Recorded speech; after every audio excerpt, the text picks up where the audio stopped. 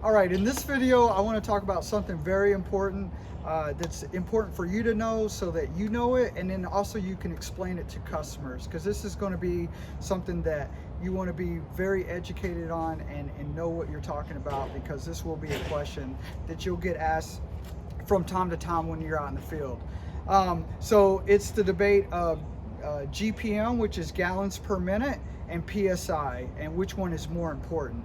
So on the forums, or if you just talk to a regular homeowner, most people, they really get hyped up about the PSI of a machine.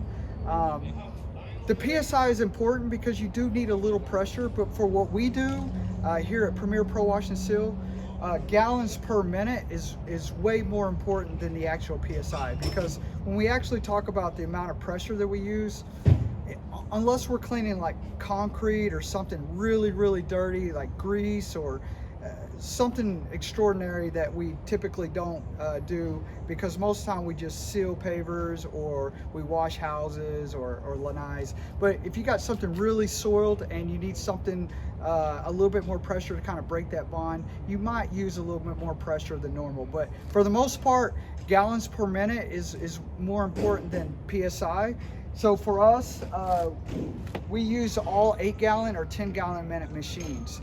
It just allows us to be a lot faster. It allows us to rely on the chemicals and detergents to do the work, rather than just pressure and water itself.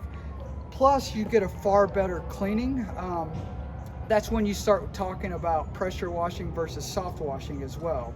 Because pressure washing, the old school method was you just hooked up an extension wand and a tip to a gun, and you just blasted the mold and mildew off. That's kind of the old school way of thinking. And when most people think of power washing or pressure washing, that's what they have in their mind. But what we do is mostly soft washing, and that's where we let the chemicals do the majority of the work. And we'll have another video explaining these chemicals, but that's why gallons per minute in our case is much more efficient than relying on PSI, because the more volume we can put up in a shorter amount of time, the faster we can be. So I just wanted to clarify, for us, PSI, yes, it's important. We use it probably somewhere between 200 PSI to maybe 2,000 PSI at the most when we're doing concrete or something really soiled. Otherwise, we stay in that 200 to 400 PSI range. But what matters more to us than anything is gallons per minute, because that's what allows us to put a lot more volume of detergent and chemicals, and allows us to clean faster and more efficient.